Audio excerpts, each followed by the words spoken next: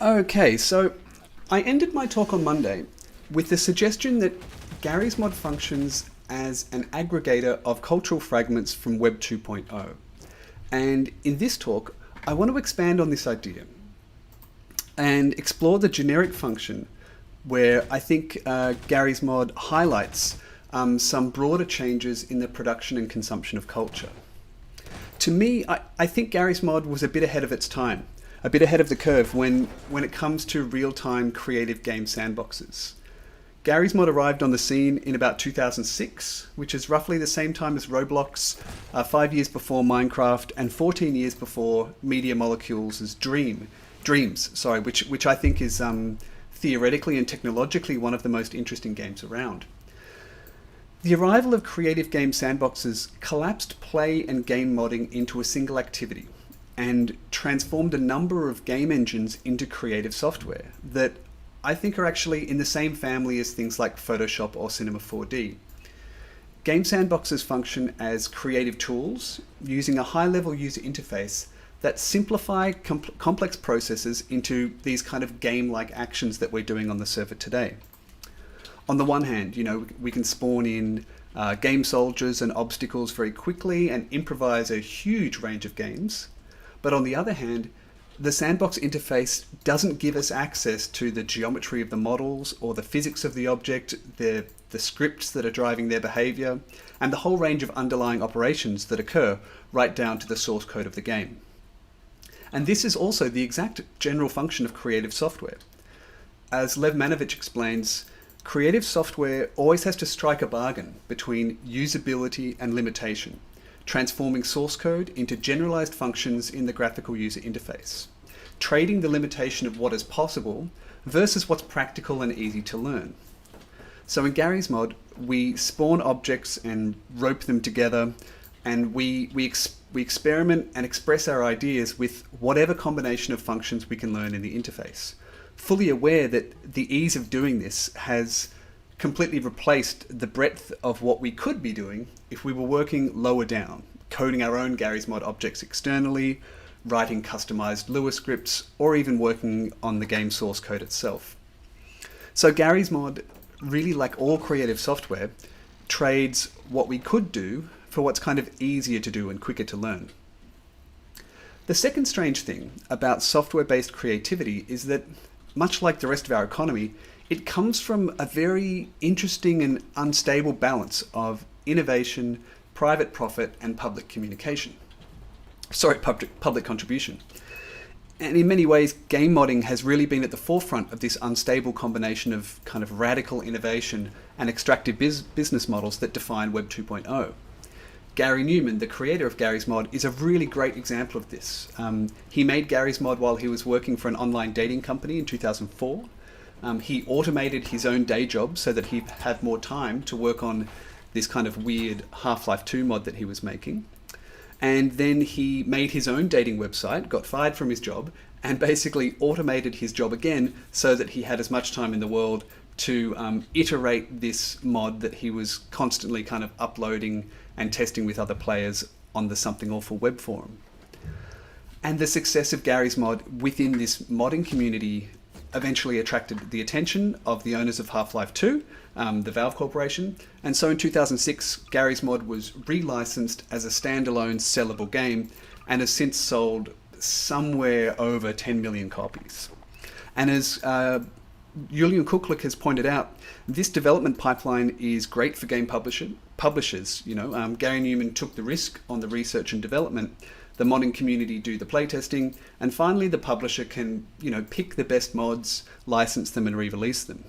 And Garry Newman actually wrote kind of an interesting statement on this around 2015 when Garry's Mod was one of the most popular games on Steam. He wrote, "Obviously Valve and the game developers are the biggest winners right now, and that's the wrong way around in my opinion.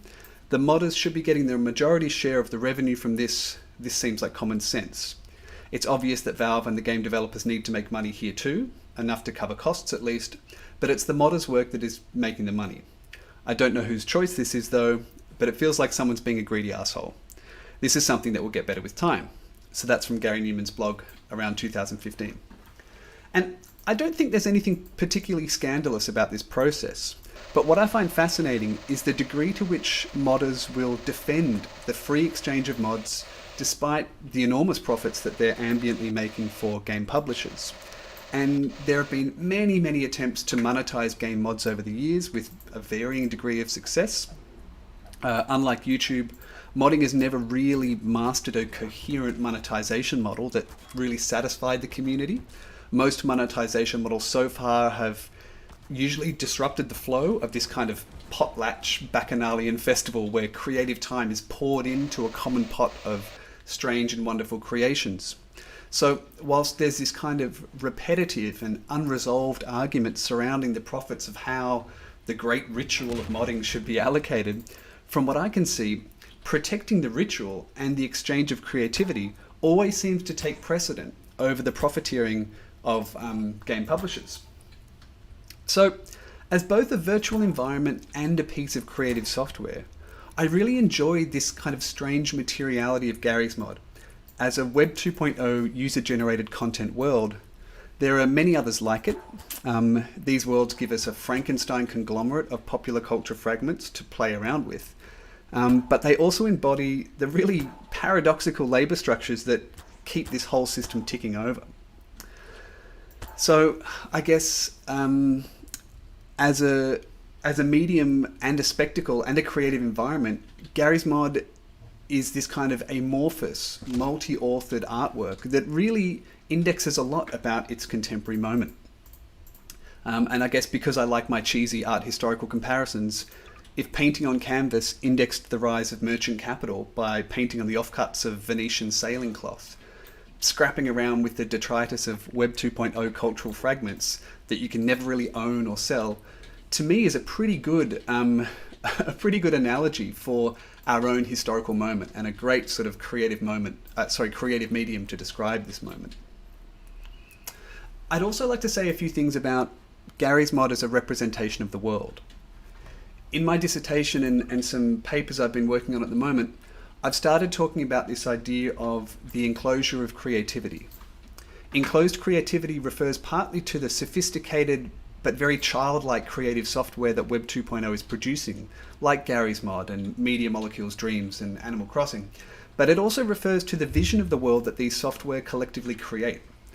With every object that's added to the asset library and every copy of other games and films that's built within them. The online library of Garry's Mod objects was made up pretty quickly by tens of thousands of creative players who spent their time ripping 3D models from other games or making models themselves, going through this long process of converting them into Valve Source Engine compatible files. And surfing through the downloadable assets on Garry's Mod forums, I'm always amazed at just how many different games, films, animals, historical figures and buildings have been converted to function in Garry's Mod. And scrolling through these libraries, I can't help but think about the broader trend of digital preservation that's really sweeping museums across the world. You know, I can imagine the museum curator armed with a high-quality 3D scanner, or the archaeologist with a laser scanner at the site busily scanning entire archaeological sites or precious objects, and then these objects and sites get uploaded to online repositories of 3D models. And these repositories obviously don't preserve the historical site or the artifact. They preserve a simulation of the site and the artifact, defined by the limitation of the medium itself. A 3D scan of a sarcophagus doesn't contain a mummy, just like a Garry's Mod model of a tree can't be milled into wooden planks.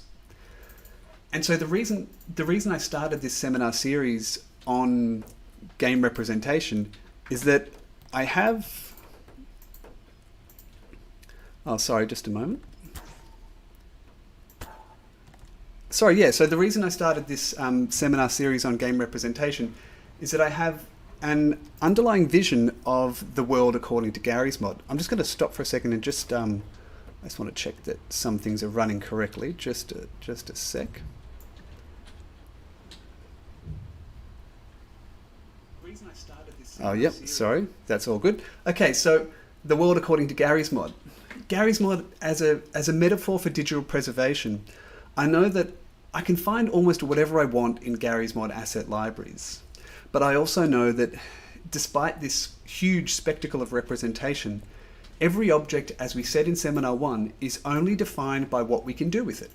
A tree has very little treeness. It's a 3D model with a texture file and collision boundaries. It has no roots, no xylem and phloem, no fungal networks, etc., etc. The Museum of Garry's Mod can only preserve a tree according to the world of Garry's Mod, and the museum collection is limited to the ontology of the museum itself. The world around us could spiral into collapse and we could scramble to save it by 3D scanning every object we can, but inevitably, the world that we save will only represent itself. Garry's Mod can only present the world according to Garry's Mod, just like the digital museum can only present the world according to the digital museum. And this brings me to my final point of what sort of world Garry's Mod actually is, or more accurately, what sort of world it becomes because of how people use it. And there's this case study that I really, really love that I think makes this point beautifully. So, at the 2012 International Conference on Security Management, a team from Rochester Institute of Technology analysed Garry's Mod as a potential channel of covert communication. The client render model of multiplayer online games such as Garry's Mod has a really kind of interesting twist that while player interactions occur on the server, the graphic rendering of the environment only occurs on the player's computer, which opens the door for these games being used as private channels of visual communication. And to illustrate their hypothesis, these cybersecurity experts invented a system where a player could spawn in a group of, let's say, coloured trees. And in Garry's Mod, you can change the colour of any object using the colour tool. And because these colours are coded in RGBA values, which are numerical, these numerical values could easily be decoded into ASCII decimal values. So the colour of each tree could represent 4 numbers, which in turn could be transcoded into letters and words. So by temporarily spawning a set of coloured trees, 2 players could exchange a hidden message that would not be recorded anywhere on the server logs. It would only be rendered visually on the computer of each party in the communication. So by logical extension, the authors argue that the entire landscape of Garry's Mod could be transformed into a secret stenographic language. That's a paper from 2012. So in this case, the particularities of the objects are entirely irrelevant. It doesn't matter that they're trees. The only thing that matters is simply the ability to change their colour and that the colours can be coded into RGBA values.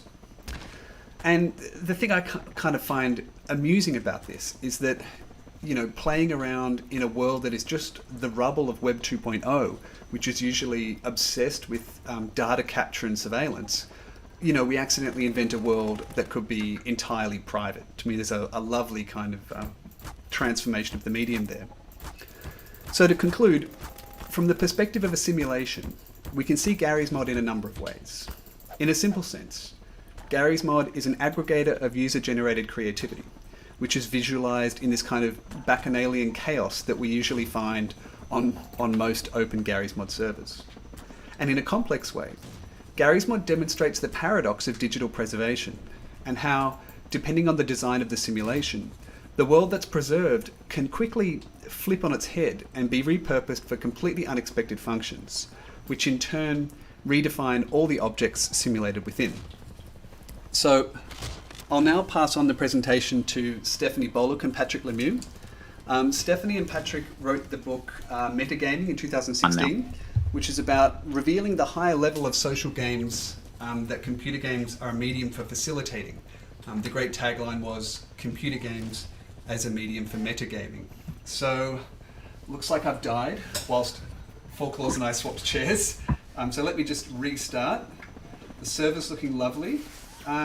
Now, Patrick and Stephanie, I'll just make sure we've got the sound piping in correctly from Discord. So let me just... Check. Check. I can hear you very well. Great. And can you hear me okay? Yes, perfectly. So I'm going to turn myself down and maybe I'll do a server cleanup and spawn in a new stage for you. Great. Okay. Let's wait for Peter to kind of flip it, yeah. and then we'll start fresh Yeah. with a new blank canvas in in Flattywood here. Okay, yep. And it looks like Lucas is getting himself connected to... okay, why can't I clean up everything? User cleanup, admin, clean up everything. Admin, clean up. Okay, there we go. Okay, so I'll get your... I think that was me, actually. I don't know why I have admin rights, but I will help clean from now on. Oh, I'm glad you're using your powers for good. All right, so where's my stage? Here's the stage. Oh, no, sorry, I have to get my correct stage tool. Deploy. All right, so there's your stage. Alrighty. Maybe I don't. Do you want to sit in it for a while? All right, Phil, you look good. All right. Hi, everybody. And thanks, Peter, for all the work you've done putting all this together. This is so cool. So if you're just tuning in, I'm Stephanie Boluk. And I'm Patrick LeMieux. David. Normally, we make, play, think about games together. But this quarter, we're mostly streaming remote classes on Twitch and meeting in virtual game spaces like here in Garry's mod. Peter? I think, Peter, your mic is still on. Yeah, you might need to. Muting being one of the huge things that we've had to figure out for teaching remotely. Ah. Okay. All right. So at first it might seem like this flattened digital landscape of network play would be a great space for experiments in media art, game design, and digital pedagogy. But given the American government's failure to prepare for the pandemic and the inequality under which our colleagues, students, and staff currently live and work, the active pursuit of a level playing field, that shared delusion of esports, online teaching, and the stock market only further accentuates the deeply uneven, fragmented terrain of 21st century technology. A global pandemic has a way of revealing the political unconscious undergirding business as usual. With both stadiums, classrooms, and bullpens empty, the historical material and economic realities of sports as advertisement, university teaching as accreditation, and financial markets as futures trading decoupled from labor markets becomes shockingly clear. But what can be said about these online spaces that we populated in the meantime? What's the political unconscious of Zoom or Animal Crossing or Garry's mod? Today, we're going to start to answer that question by thinking through the ideology of flatness in Garry's mod, involves physical office space itself, and the STEAM metaverse before we connect these flatlands to the gig economy in a post-COVID world. So, without further ado, welcome to Flattywood. Or should I say, welcome to GM Flatgrass, one of the two default sandbox maps that ship with Garry's mod, Gary Newman's 2004 Half-Life 2 mod, turned standalone physics sandbox game in 2006, as Peter already mentioned. Whereas the other default map, GM Construct, has a pretty rich history, transforming from a white void inspired by The Matrix to a vaguely Eastern European apartment block. GM Flatgrass, on the other hand, seems to only have two main versions that we could find, at least. The grassy plain with a strip of concrete that we assume was created by Newman in 2006, and Flattywood with its central kind of weird brick arch that we're standing on, and rolling hills created by Mike Wazzo in 2013. So in Flattywood, we find ourselves on what seems to be a level playing field, a default platform to build things, to play folk games, and maybe a bit less frequently to give these academic talks. But Flattywood isn't flat. Beyond the brick architecture that we're standing on, the rolling hills modeled in the background and the 3D skybox outside the bounds of the level, there are secrets hidden here. So first, let's go to the secret room. I think if you press V, you can enter a kind of no-clip mode where you fly and you can penetrate kind of the collision of the map. And if you head down here, kind of like where I'm standing right now, see if you can find me, or meet me in the middle of the arch down here. You can follow me into this secret room here. Pretty weird. Let's see if we can all meet up. I see a few people down here, but yeah, this is like a weird little room. Go down so that viewers can see. Oh yeah. So this is a weird little room. There's like this like doll in here that's part of the actual level architecture. It's not a prop. But we can go further. We can fly down even further. So if you point to the ground and fly straight down, you'll find another Flatty wood, another kind of set of rolling hills. We think that this is like where they store the 3D skybox data. So it's not quite flat. There are bumps here, and I'd like to kind of move our talk now to this second Flatty wood, a subterranean Flatty wood underneath the weird arch. So welcome to Flatty wood. Again, this is a flatland that on the surface seems like a level playing field, but actually it's a striated, variegated, and individuated space that's kind of punctured by technology, materiality, access, and economics. Maybe if you're in the know, you can descend to this second Flattyland.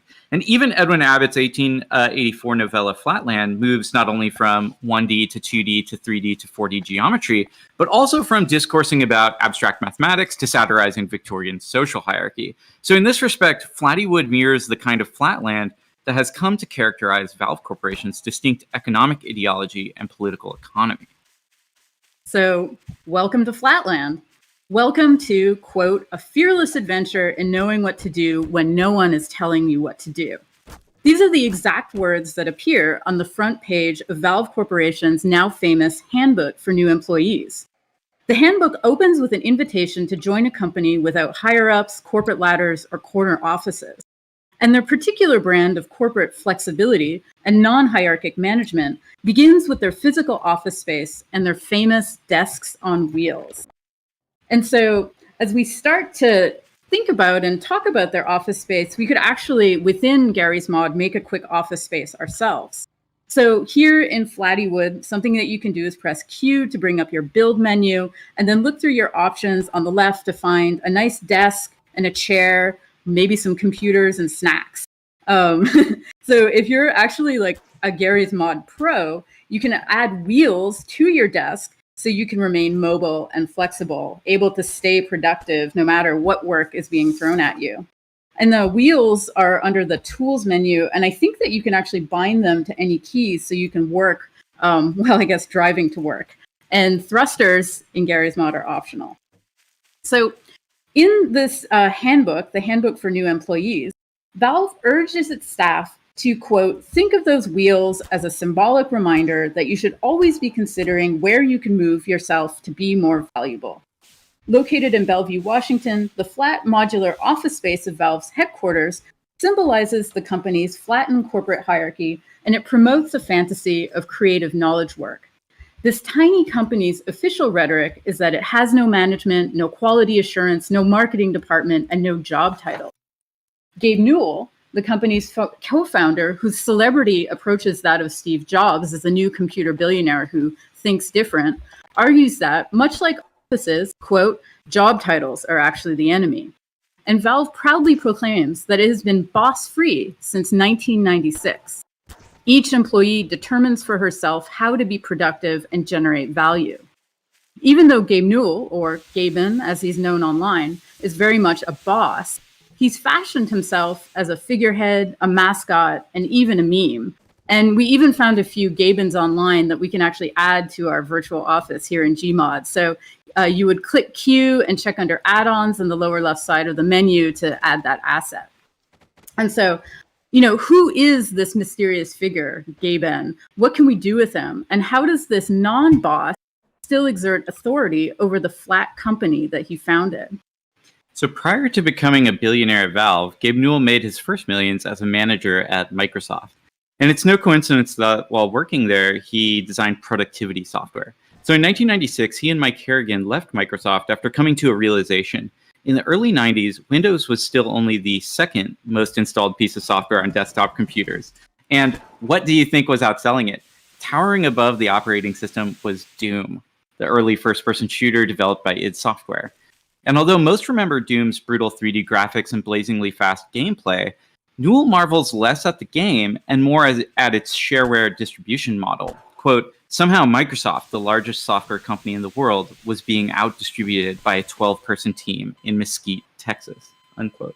So Newell and Harrigan sold their stocks, started a company, and licensed id's Quake engine to begin work on what would become Valve's first game, Half-Life.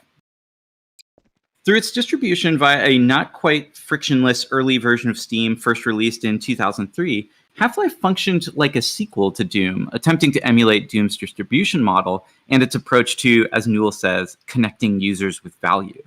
So this economic sequel to Doom was driven by three major strategies at the company. Valve sought to, 1, invest in digital technology to establish a frictionless marketplace and connect users to value. 2, reject outsourcing and commit to hiring the most expensive and therefore most valuable employees. And 3, capture player activity, attention, and neuropower, aka value in the Marxist sense of the term, as human labor time through video games in these unprecedented ways. So this is a really different genre of productivity software than the operating systems Newell had developed at Microsoft, different in kind, but not in spirit. So that rather than focus on original IP, Valve is largely concentrated on expropriating already existing yet undervalued sites of productivity from their community. I think this is what Peter was talking about earlier in terms of enclosure. And so as such, I think you could say that Valve has basically made a business out of metagaming. And here, we'd invite you to add assets from the following games like Team Fortress 2, Counter-Strike, Portal, or Dota 2 to this flat, flexible office space within Gmod. So maybe you could decorate your desks with some of those corporate tchotchkes. And again, you can find those under the add-ons in the left side of the menu when you hold down Q. So Team Fortress is a class-based multiplayer deathmatch mod originally designed in the Quake engine. And Counter-Strike is a Half-Life mod. Portal, with its innovative mechanics, started as a student project at DigiPen before Newell hired the team to adapt the gameplay to the Half-Life universe. And Dota 2 has a long history within Blizzard's Warcraft 3 before Valve hired the modders IceFrog and Yule to help remake it in the Source engine. And Garry's mod follows the same pattern. It began as a test map or sandbox to demo Half-Life 2's physics systems before Garry Newman was hired by Valve to release the standalone game. And today, Garry's mod operates pretty quietly at the top or at the bottom of their stack of first-party software. It's Valve's scrap heap, digital ruin, or REM Coolhouse-style junk space that subsumes the assets and mechanics of not only Valve, but literally all other video games into one giant toy box or sandbox or playground. It doesn't have a single-player campaign or an esports league or loot boxes, but like Roblox or Minecraft, Garry's mod is a space for experimental play with the models, mechanics, and aesthetics of Valve's games, and all the while harnessing player productivity. So, and Garry's mod players are pretty productive. Although there are plenty of death matches and demolition derbies and build-a-thon folk games played in sandbox mode, the most popular Garry's mod metagames are usually cobbled together with add-ons and hosted on player-owned servers, some private, some public, and revolve around role-playing, social engineering, and toying with power hierarchies based on race, class, and gender. So, by the way, if you can, try and line up these racing desks single file while I go through the next section. Little bit of a challenge for all of you who are carefully following the rules. There will be a judging later. So, some Garry's mod metagames. For example, Trouble in Terrorist Town is a social manipulation game akin to Mafia or Werewolf designed in Garry's mod. And after logging in, roles like terrorist, traitor, and detective are divvied out. Texts are sent with instructions on how to play, and the results of each 5-minute round are determined by which team is still standing when the time is up. Suspicion rests along the lines of what people do in the game, as well as what people say on comms. And voting someone off the island looks more like a headshot than a hand count. It's not uncommon for the detective to reveal their role, line everybody up, and then perform an interrogation at gunpoint. And this pattern of voluntarily playing as or against authority repeats itself across a variety of Garry's mod minigames like Murder and Jailbreak, Prop Hunt, and Dark RP. Game mode is like a mashup of hide and seek and deathmatch. At the start of any round, some players are designated hunters, given guns, and then blindfolded for 30 seconds as a group of inanimate objects piloted by players speed out into the landscape. They have the ability to transform into any model in the level. So performing as desks and chairs, boxes and books, cheeseburgers and soda cans, the players typically freeze in position and wait and watch as hunters patrol the space. And to prevent spamming the level with bullets, players lose health for any shots that don't hit a concealed player. The result is this tense hide and seek where players mock each other on mic while standing absolutely still, lined up against walls, playing with their life. And that's actually, speaking of being lined up, it's looking pretty good, although not entirely straight. There's a broken, there's a broken one. Finally, currently the most popular game mode, Dark RP, is a role-playing format put to use in a range of settings like Star Wars roleplay or Hogwarts roleplay or realistic military roleplay or border patrol roleplay, prison roleplay. Maybe you can see a kind of pattern emerging here in these kind of authoritarian roleplays. Dark RP itself features a loose yet complex structure for joining a server, picking a job, creating a base, as well as purchasing and positioning equipment within that base in order to try and make money while avoiding being raided or arrested by other players with other jobs who are also trying to make money through other forms of interactivity. Despite pitting the player community against one another, this isn't really a zero-sum game, and none of these kind of metagames are. The gaps in the game's mechanics are filled with improv and roleplay that ultimately resemble playing house or playing with dolls or action figures more than playing with most video games. And to get the point across, before the seminar began today, I contacted 2 of you on Discord and let you know that you were traitors. So if you're able to outlive everybody else until the end of the seminar, if you're able to line up these desks correctly and not die, you're going to win. Of course, there's Garry's Mod metagames that use ragdoll physics or sandbox building or deathmatch mechanics, but they come nowhere close to the popularity of using the platform for role play. In absence of more directed game mechanics and goals to constrain play, Garry's Mod players fill that void with social play, imaginary goals, optional rules, make-believe, improv theater, and social hierarchization, importantly. When Peter was talking about his own experiences playing Garry's Mod in Seminar 3, he described it really nicely, saying, "It's like a billionaire simulator, and I can't figure out how to enjoy my wealth."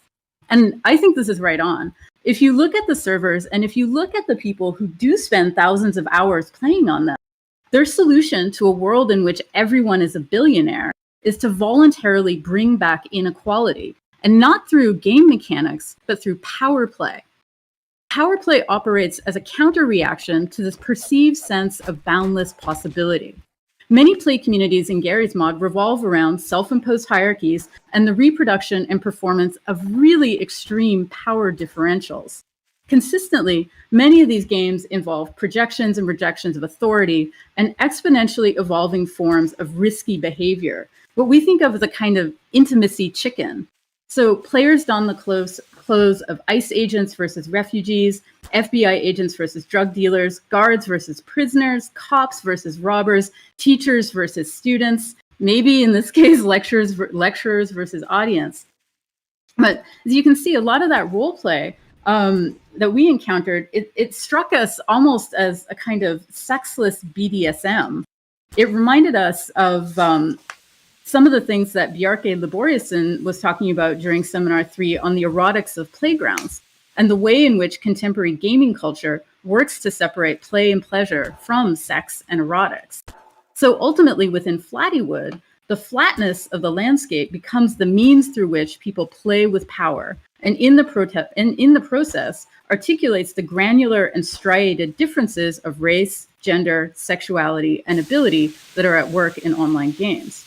The political unconscious of Garry's Mod, like all of Valve's other games and Steam itself, is an anything-goes, laissez-faire attitude that values all forms of play equally, and this includes the crude sexism, racism, ableism, ageism, and homophobia of 12-year-olds.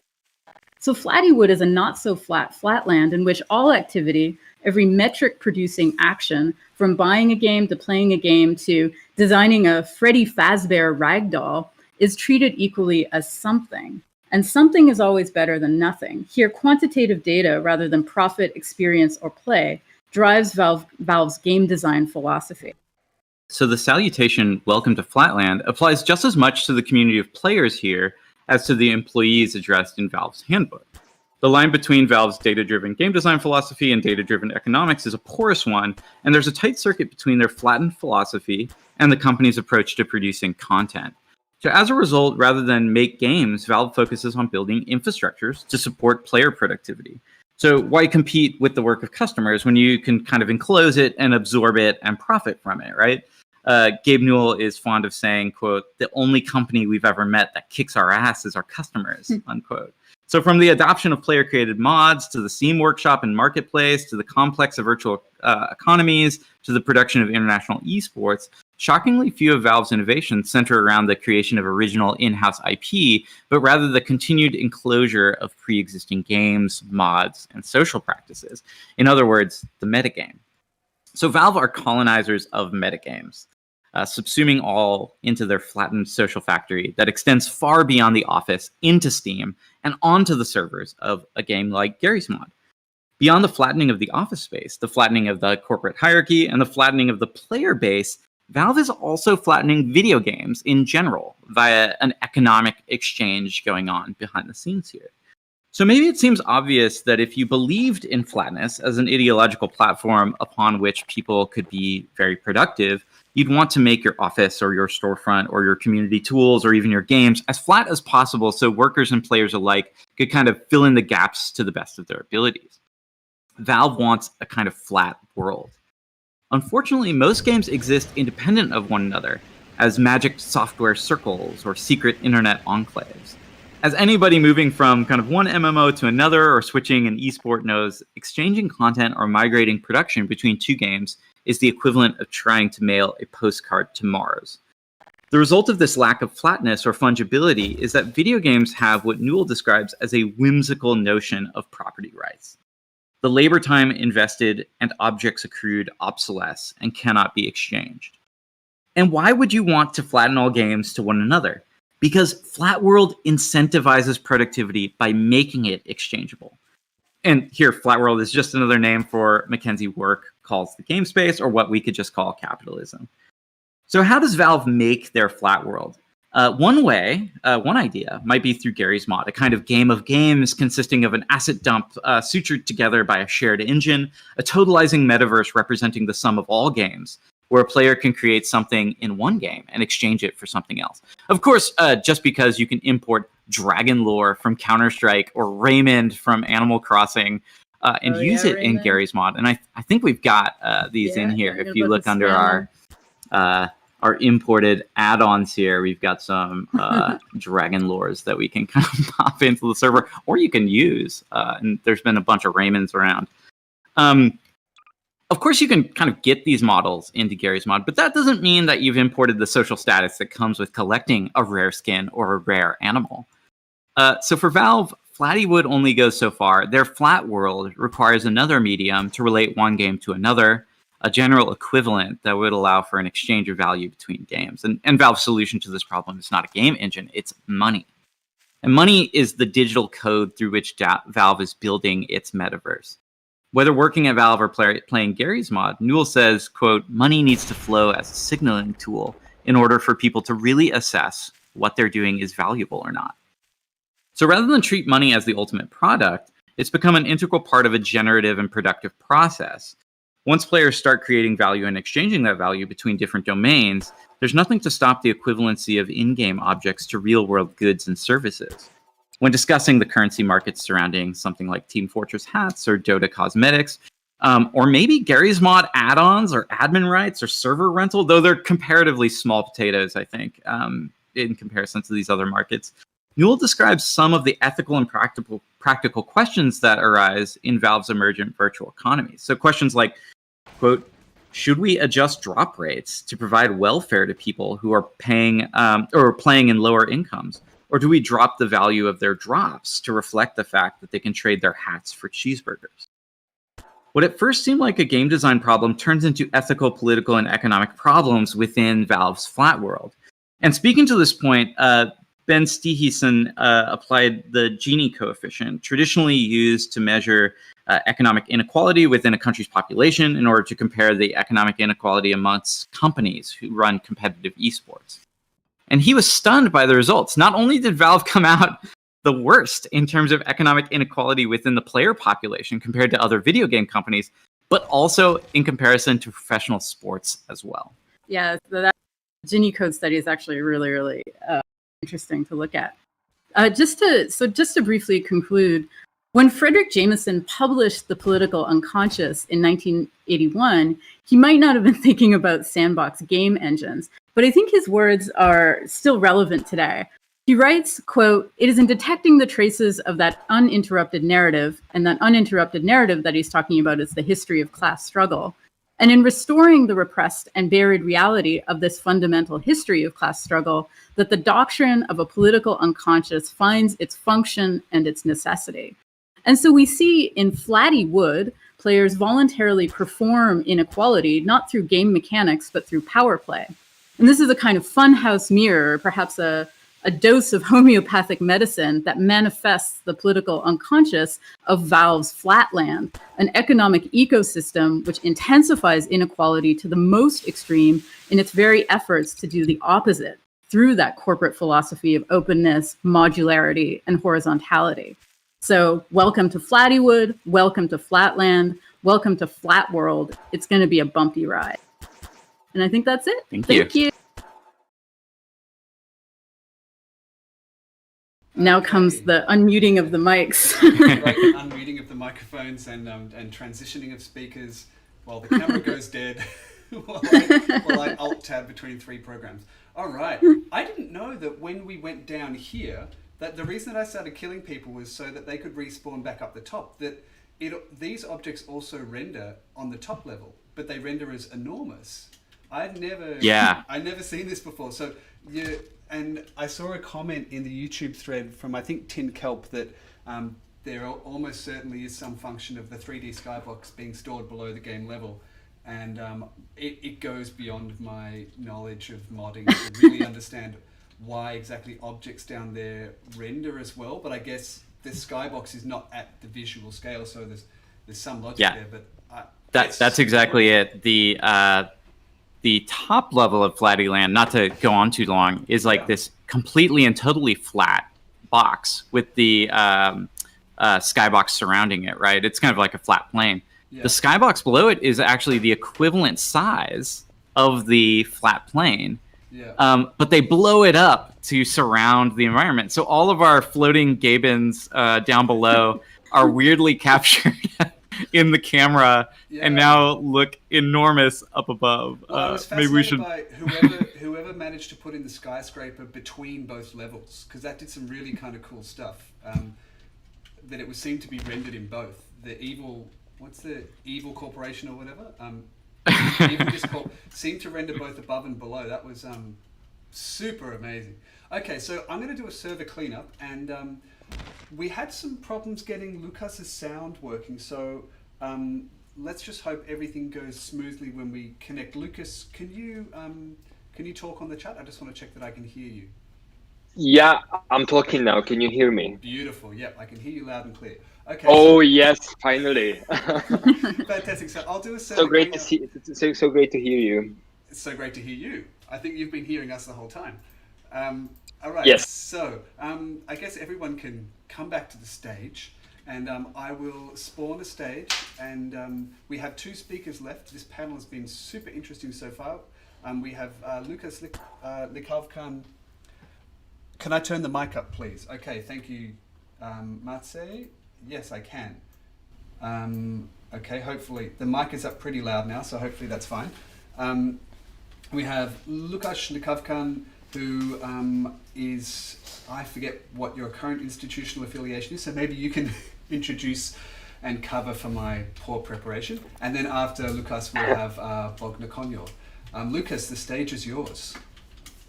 Yes, I feel like I'm on the stage now. I sit there. Right, yeah. And yeah, thanks for the invitation, because I'm not a game studies theorist, to be honest. I'm a philosopher. And so this is for me quite new situation and also quite messy. So I apologize for all the audio problems, but I hope you can hear me well now. And thanks also for all the introductions and presentations so far. I was listening to them, even if I couldn't really engage with them actively. So I was just passively looking at what you do and what you talk about.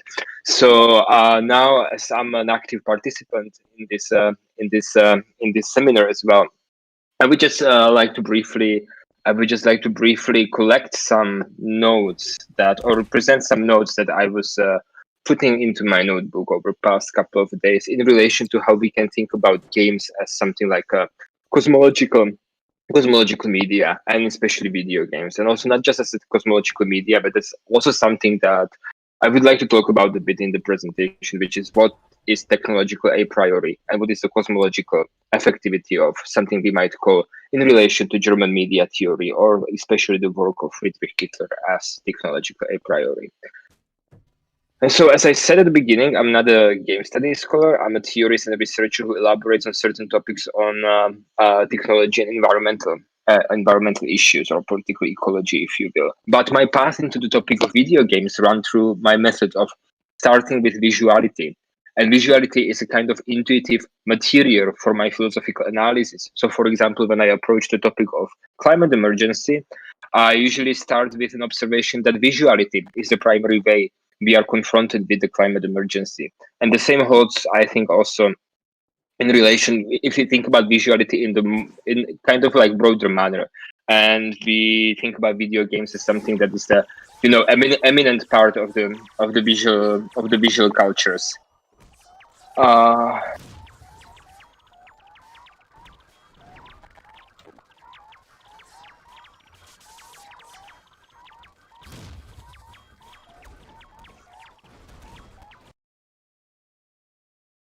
Lucas, you've dropped out for a second there.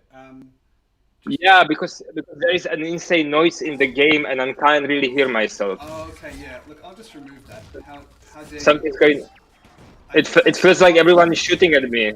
Yeah, it's two things. One, turn your game sound, or actually, I unplugged my headphones while I was talking because it was. I can't really hear you. Yeah, maybe turn down your game sounds, but also you can just unplug your headphones for a bit as well. Yeah. Sorry, we distracted you. People, please. Audio, game volume, apply. Okay, so now I can't hear what's happening in the game, so it should be better. Okay, great. I'm sitting back on the chair, and I'm gonna really start now. Do you want me to get you a new chair? That chair looks a little messy. Hold on. I'll get you a new chair. Okay. Maybe a nicer chair, I think, too. I really like this chair. Hold on. Okay, how's this one? Mm-hmm. It's kind of got a... Yeah, it looks good. Yeah. Yeah, there we go. That's better. Yeah, okay. And so I was talking about visual cultures and the way how we can actually think about video games as a part of the visual cultures. That will be something I will be talking about at the beginning of the presentation mainly. And so just like to begin, of course, like our ways of image production or production of visual cultures are conditioned by historical settings. And as I would like to argue in this short contribution, they are also determined by a technical setting, or something that we can call, following Friedrich Hitler, as technological a priori. And so with respect to video games, I will ask this question: what is the effect of the games as technological a priori? And my preliminary idea is that it has a lot to do with political imagination in relation to complexity, and mainly with cosmology as a form of a general background of our political imagination.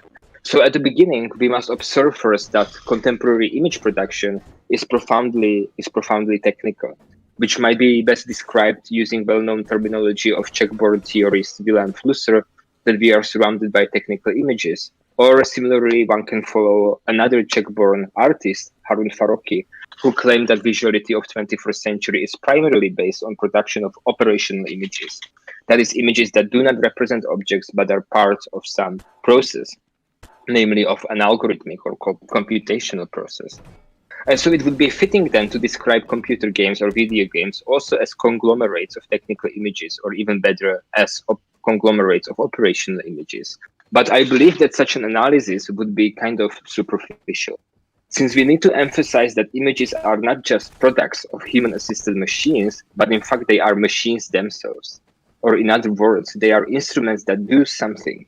And among their functions, we must count also production of the political unconscious. So this is also how I tap into the topic of this panel. And accordingly then, games are not just conglomerates of image machines, but they are themselves a specific mode of technical objects. And one can refer here to the analysis of the digital objects by Yuk Hui, for example. And so my plan now, after positioning video games simultaneously on the plane of technicity and visuality, is to consider some aspects of the political unconscious of the video games. As in general, in a kind of general theoretical fashion, and then to use some concluding examples to shed a light on a cosmological nature of sandbox gaming. So, if it holds that video games are technical objects, history of thinking about technical objects seen, of course, many strands of their theoretization, and I will selectively focus here on one particular strand, which is German media theory. And I am not completely aware of the use of German media theory in game studies, so bear with me even if I will say something very trivial to this audience now. So one of the central concepts of German media theory is the concept of technological a priori. And this concept has its point of departure in Foucault's concept of historical a priori. As Anna Tuschling explains this concept in the following way: the conditions of possibility for thought, perception, and signification cannot, according to Foucault, be extracted from time nor place prior to any experience. And this concept of historical a priori became central to the German media theory, especially to the intellectual endeavors of Friedrich Hitler, who gives an account of the mediation of the always belated historical process through the technologies of the 19th century, most notoriously gramophones, films, and typewriters, as the title of one of his books goes, but also of later invention of computers as the universal programmable machines, which brought about the new media regime that is based on absorbing and mimicking older media in the generic computational environment. So just as typewriters, and before them, for example, Gutenberg's printing press, opened up perspectives on formalizability of the symbolic realm, computational technologies became necessary prerequisites for imagination of the political arena through the prism of the cybernetic, aiming for the realization of universal governability of information space, as we can, for example, learn from the work of Olit Harper. And so technology as a condition of possibility of thought, perception, and signification in any given historical moment partly determines the structure of the political unconscious of the epoch, yes. And it kind of trivially follows then that video games as technical objects must have this quality of technological a priori as well. We can also approach this thesis through thinking about video games as visual media and through their effect on political imagination.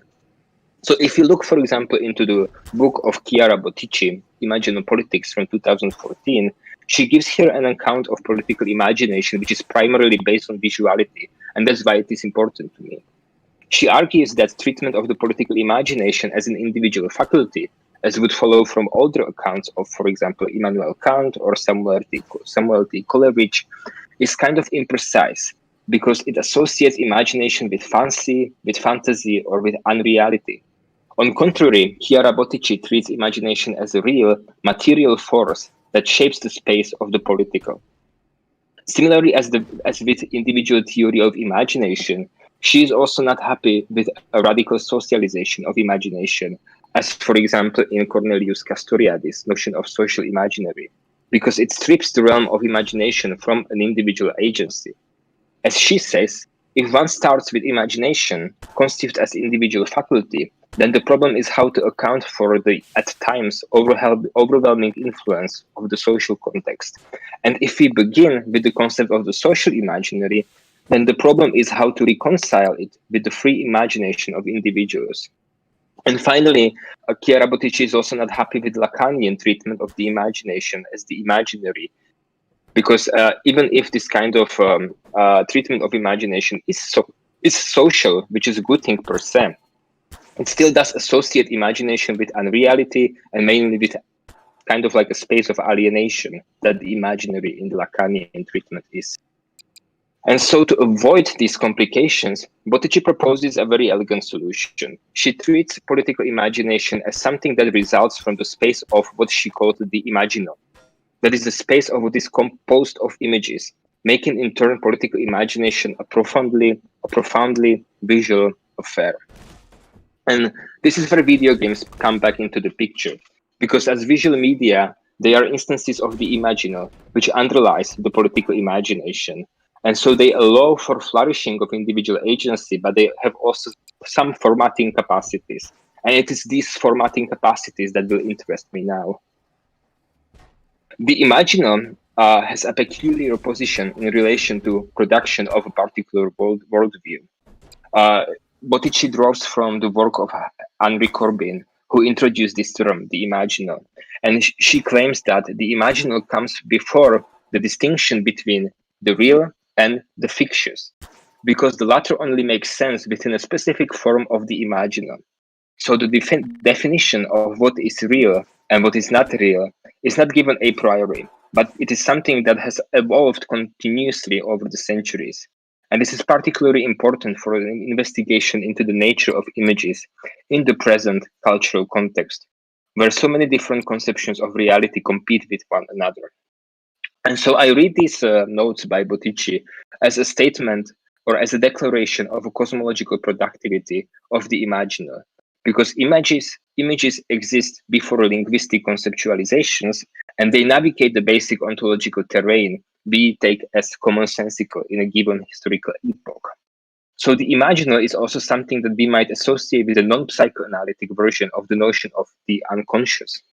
Again, we can see a cosmological moment in such an approach, since the imaginal turns into something like a cosmic background of reality. And this notion of the cosmic background is something that interests me quite a lot. Video games, in this sense, are instances of the imaginal, of this cosmic background. And for this reason, they also turn into something like a cosmological media, which is a thesis that resonates well with the understanding of games also as a technological a priori. Hence, to be completely precise, video games are instances of the imaginal as the technologies of the mediation of the imaginal. And they thus turn into key apparatuses that produce, communicate, capture, and shape contemporary political imagination, exemplifying the workings of technological a priori. And so my final step of the analysis now is to firmly situate this analysis within the context of the gaming and its relation to cosmology. Because if video games are technological a priori, their function is specifically cosmological. According to my very limited experience of playing Garry's mod, it presents a type of sandbox game that allows for a large variety of world-building activities. Sandbox gaming as such then is a particular mediation of a particular metagame, to use vocabulary of my co-panelists, Stephanie Boluk and Patrick LeMieux, concerned with identification of, fabrication of, and connecting basic building blocks of the world. Or in other words, cosmology is the highest metagame, and sandbox games sandbox games are their paradigmatic exemplification of this kind of metagame, which the cosmology is. And another example, or a final example I can give in this respect, turns into PlayStation platform and to the recent release by Hideo Kojima, Death Stranding. British Tank Magazine will publish today my conversation with a colleague, Leonardo Della Noce, who spent more than 120 hours playing this game on hard mode, finishing all of the optional tasks and mainly building optional infrastructures for himself and other players in the game. Because while the primary narrative of the game is about saving the world from the definitive extinction even, its second plan prioritizes the infrastructural aspects of the storyline, and it lets you build roads, power generators, and other necessary infrastructural elements that can help you or other players in finishing the primary storyline of the game. In this way, Death Stranding functions simultaneously as a cognitive mapping of the ongoing climate crisis or the ongoing sixth mass extinction because of its main storyline, but also it is in the second plan something like a terraforming simulator. And for this reason, Death Stranding is an example of digesting complexity through world building. Despite it is not a sandbox game in itself, it has certain sandboxy properties, if you will, including a very weird non-action pace it takes roughly in the half of the gameplay, as also observed by my colleague Leonardo. And so this kind of terraforming simulation might be understood now as a genre of a cosmological metagaming. And why it is important today, because climate crisis poses a cosmological challenge, since it shakes the basics of our cosmology. This does not mean that just that the separation of nature from culture becomes problematic, which is a well-known Latourian trope, but that our very idea of what the change is and might be is kind of contested. And so in relation to climate emergency, we must ask some basic questions together with Italian philosopher Federico Campagna, who asks, what are the implicit metaphysical assumptions that define the architecture of our reality and that structure our contemporary existential experience? As he notes, this question very quickly turns into cosmological, because the very idea of change seems to be contested here. The real change comes from the cosmic background of reality that is awakened and mobilized in the situation of climate emergency. What is possible and what is not possible, what is real and what is fictional, those are categories that display a high degree of instability today. Many sandbox games intuitively display this cosmological tendency. They also seem to help us to digest notions of complexity and of emergent order, which are necessary cosmological ingredients of the inhuman reality of the planetary and the specific concepts of change that it mobilizes. Some, not necessarily sandbox games, then even confront us with geological time, as goes a quote of one of the characters from Death Stranding, whose name is Hartman. He says that the Earth has a long memory, and its strata tell a story, one that goes back to the very beginning. Hiding in the earth, then, are memories of a major mass extinction, clues that could tell us how to survive our predicament. The past, for Hartman, informs the present and aids us in building the future. And I believe that it is symptomatic to technical visual cultures of the 21st century that the best description of the inhuman temporality of the climate emergency comes actually from the video game. And that's also where I want to end my very short and messy contribution today. Thanks for bearing with me.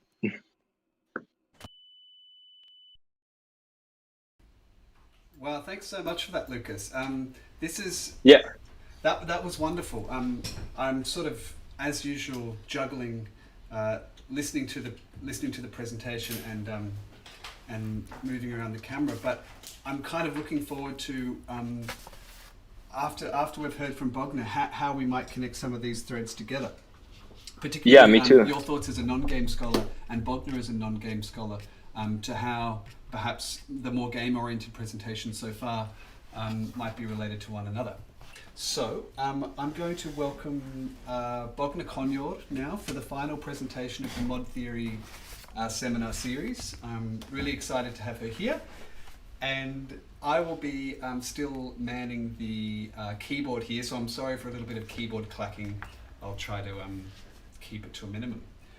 So I'll just do a server cleanup so that Bogna can have a little bit of peace and quiet to start with. Clean up everything. I'll symbolically put the stage here, although I'll be manning the avatar. Where's the stage?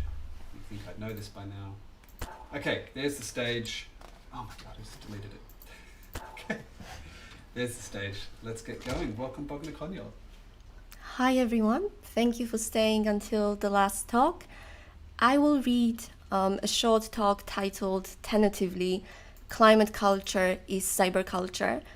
And my intention is to draw some kind of connection between climate simulations and game simulations, and hopefully they will also that will also connect organically to Lukasz's talk.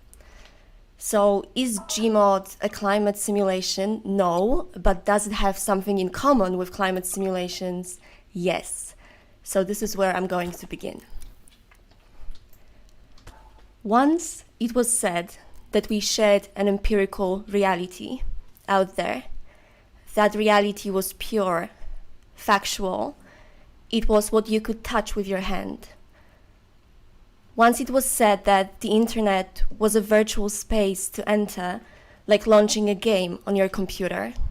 Now you're here, now you're out. The inside and the outside were separated. Computers were our doors into the cyberspace. We could control the flow and we could leave.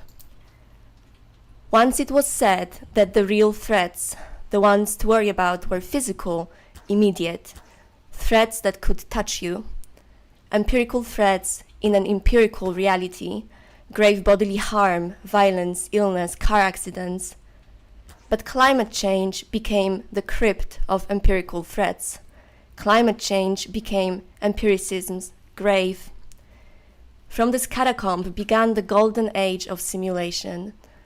Unlike weather, which can touch you, climate change, physically one of the biggest existential threats to the human species, is only knowable as a simulation generated by the planet, which over the last decades turned into a vast data collecting machine, into a computer the size of a planet.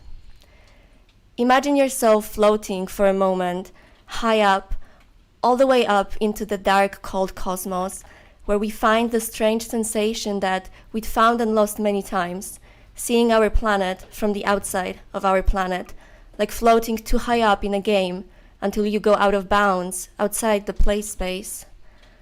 As blue as it looks to us, the Earth, this icon of the environmental movement, is in fact a technological organism. The Earth is a camera, a machine, a sensing device. Our planet has become a giant camera composed of satellite and telescope networks, a colossal computer with which we produce simulations, predictions, and visualizations. One such simulation, anthropogenic climate change, is a statistical probability, but not an experiential fact. We know about it thanks to the accidental technological megastructure, to use Benjamin Bratton's term, of data collecting and simulation running machines, which by consuming energy partially produce the very reality of climate change that they attempt to study. By consuming energy, the billion-dollar worth supercomputers that simulate climate change produce the climate change that they attempt to simulate. If you live inside a sensing computer, it is not so easy to get out of the cyberspace. The door is not there anymore. All along, we were waiting for the coming of a total cyberculture, for full virtuality, for the perfect simulation. And here it is. Climate culture is cyberculture, a culture made of digital images, computer models, online databases, and simulations. Our computer planet produces an endless stream of real-time images, but the idea of the image as empirical evidence, like it was once said of the photograph, is only nostalgic. Reality no longer precedes its representation. Ingrid Holtz and Remy Marie write that a digital image is not a moving still, but a running hypothesis that keeps reactualizing and updating itself. Climate change is one such image. Simulation is no longer to be found only in video games and virtual reality fantasies. It is all around us. In 2017, Ben Abraham and Darshana Jayaman posed the question, where are all the climate change games? But this is just like asking, where are all the political games? Our cultures, as scholars suggest, is informed by an energy unconscious or a climate unconscious, and so regardless of our intention, we are making a climate culture. Climate change games are everywhere, no matter if their content is actually about climate change. Specifically, given how simulations are produced, our culture has to be understood as a climate culture. So are we in a climate change game now? Yes, both as an avatar in Gmod and as the human who is playing Gmod right now in your room, you are in a climate change game. Both your computer and the planet computer produce scientific and cultural climate simulations. At this point, you might ask, why is climate change a simulation? Up until the 1960s, climate models used observational empirical data in the form of climatological averages. But with the ascent of computation, climate modeling became a matter of computer programming and theoretical speculation, raising controversy over the primacy of simulation over empirical evidence. While there are many different types of models, digital simulations are usually general circulation models, mathematical representations of physical processes in the atmosphere, in the ocean, and land surface that simulate heat exchange and circulation in the atmosphere, as well as the potential response of our global climate system to an increased concentration of greenhouse gas. Many elements are represented only indirectly by parameters rather than empirical data, which is a cause of great scientific and political controversy, over the veracity of these models. The most outstanding fact about these complex models is that they are not initialized with observational data. Instead, a whole artificial Earth is simulated in a computer and allowed to spin up from a resting state with the various forces driving the climate, generating the model's circulation. Only when an equilibrium is reached in the computer model is it possible to simulate climate change over time. The model is evaluated by checking its prediction against the available data to verify whether it predicted changes on our real Earth properly. So while the reference is the real world, computation of climate models is concerned with simulating the entire Earth system, replicating the world in a machine, as Paul Edwards puts it. As such, to cite a recent paper about modeling, climate simulations are worlds unto themselves, and studying the Earth through these models can sometimes blur into studying just the models themselves. The dozen existing models are sufficiently different that an understanding of one does not translate to an understanding of another. Different models prioritize different things and often simulate some factors well while neglecting others, just as in a video game, you might say. Decisions have to be made about how multiple variables will be simulated. Convection can be large-scale, moist or dry. Radiation can be spectral, gray, Newtonian, or fixed. One approach does not translate to another, and there are ongoing debates about how to make climate models simpler, you might say playable in cross-disciplinary settings. Indeed, the growing complexity and variety of these models, and to use a gaming metaphor, the different engines they run on, led one group of scientists to ask, by studying a proliferation of vast maps, rather than the territory itself, do we modelers make our studies irrelevant, both to reality and each other? Have we at once become Borges cartographers, as well as the denizens of Babel? We need these simulations. Weather forecasts are only informative for 2 weeks on average and cannot be used for modeling climate, which spans decades, centuries. Additionally, because computing produces greenhouse gas, effectively altering what is being simulated, cost-effective decisions have to be made regarding the resources that we devote to these simulations. While a volcanic eruption that cools the Earth happens from time to time, giving us much insight into warming, we cannot purposefully cause a volcano to erupt in the real world so that we can study the consequences. In other words, we have no control Earth on which to carry out experiments. This is why we make digital, fictional Earths, simulated worlds running on powerful computers. It is through them that we play out our future scenarios. Parallel to world building in games, when you simulate a spectral Earth, as described by scientist Paul Edwards, godlike, you move the continents, make the sun flare up or dim, add or subtract greenhouse gases, or fill the stratosphere with dust. Just like a game designer or a player places her fictional objects in a controlled environment, a climate model must be restricted by a set of laws in order to be believable. Climate models are like sandboxes for growing fictional Earths in, so that we can learn about our real Earth. These models predict multiple futures, use multiple artificial Earths, and base their predictions on different images of the global climate, which are also constantly altered. An evolving global infrastructure produces them, gathering data through a planet-enveloping network of sensors, satellites, and other devices that monitor everything from bird migration patterns to the solar wind. Paul Edwards compares climate modeling to trying to make a movie out of still photographs shot by millions of different photographers using thousands of different cameras. The weather observing stations move to new locations, or they move their instruments, or trees and buildings rise around them, or cities engulfed their once rural environments. They get new instruments made by different manufacturers. Weather services change their observing hours and their ways of calculating monthly averages all the time. Is that not also the general ontology of the image today? Is that also not our game here, right now? New media philosophers have a language for climate simulations without it being intended for climate simulations. Listen to Harun Farokhi. While digital images may appear in our perception as narrative, they do not simply represent an object, but are part of an operation. And listen to Ingrid Hoyles.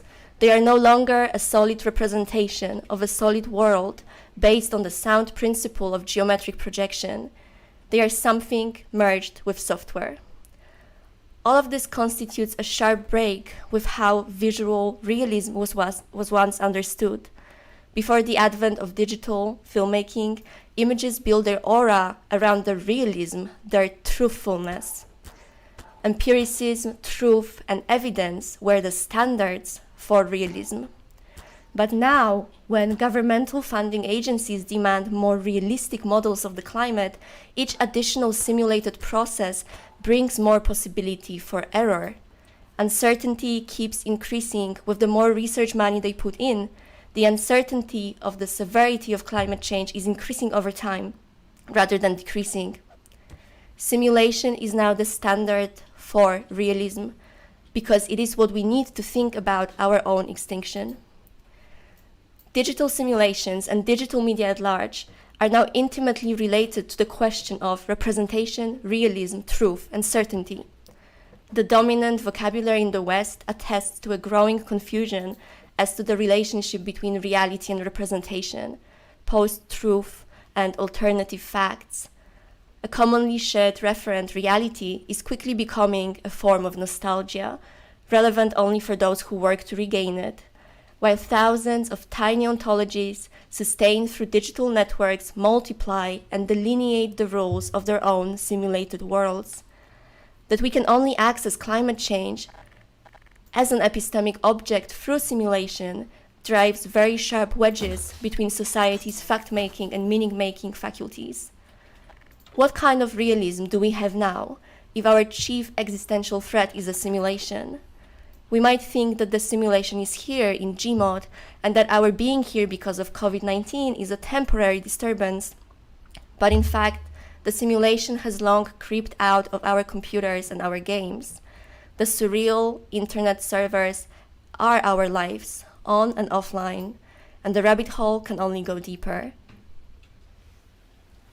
Thank you very much, Bogna. Wow, what an incredible set of presentations.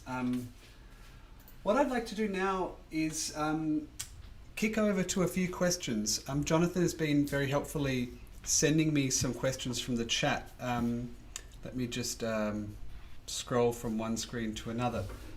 So there's a question from Emma that said, Emma appreciated that Lukáš isn't coming from a game studies approach, and this was before Bogna's presentation, so I guess we'll apply it to both. Emma writes, the centrality of the image and a priori meaning making and imaginations is something game studies can be very resistant towards. Comment that can lead to discussion.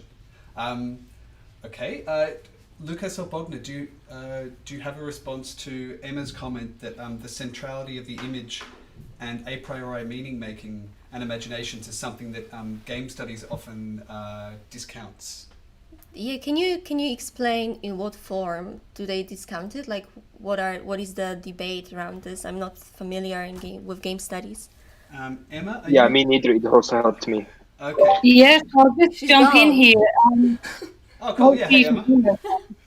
Sorry, I'm just jumping in. I could type it, but it's quicker to talk. So it's not everyone in game studies. Sorry. Just let Bogna get her headphones in. Yeah. Okay. Oh, so she's jacked in. Yeah. Yeah, it's a slightly mean comment question in a sense that the whole point is that you guys might not be as familiar, and it's certainly not a comment on Patrick and Stephanie's previous thing either. Sorry, it's very early here. But yeah, there's a whole debate in game studies that sort of starts with a division between sort of game studies and film studies, where there's a whole group of people who sort of go off and say, the image is kind of unimportant. It's just the skin, and therefore we can pretty much discard it and look at code.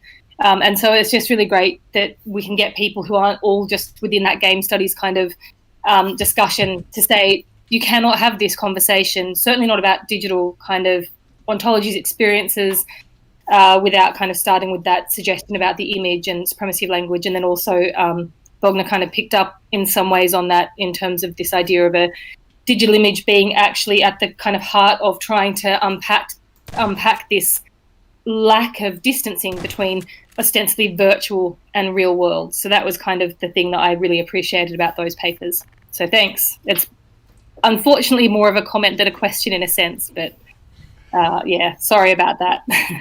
I'm glad. No, I think it's a wonderful comment. Thanks for that. And I really think that actually, in this, if you think about images, then and the fact that in game studies usually it's taken as a skin, it's something new to me. But I can somehow relate to that because it feels like the kind of effectivity of the games on the imaginary or the imagination is actually through the skin. That the way how they are actually effective on the kind of like the constitution of the social imagination of or political unconscious or whatever you call that is actually through this secondary trait of video games, which is their visuality. It may be not, probably it's not their ontology that they are images. They are more like technical objects that superficially look like images, but this is how they become sociologically or politically effective, I guess. So I think that it's important to understand like the kind of causality between the existence of the game and its effect on the society. I had a question for both, well, I guess for Bogna first, actually. Maybe, Bogna, do you want to come here next to the microphone? Would that work? What, then I won't hear you. Why don't you just unplug from the charger and just bring the computer over? Okay. Yep. Sorry, we've got a bit of a hinky setup here where I'm hogging the headphones and it's look, I've made a mess of cables. Let's be honest. I had a question for Bogna on representation and simulation. There's a conversation that comes around every now and then of death in computer games. That if talking about climate change, that the means of representation we have for this existential question is simulation. Death in computer games has always been a funny one because it's really the most obvious thing that the obvious signification that doesn't stand in for death itself. Death in a game is usually a setback, or in some sense either you start the game again or you start back at some point.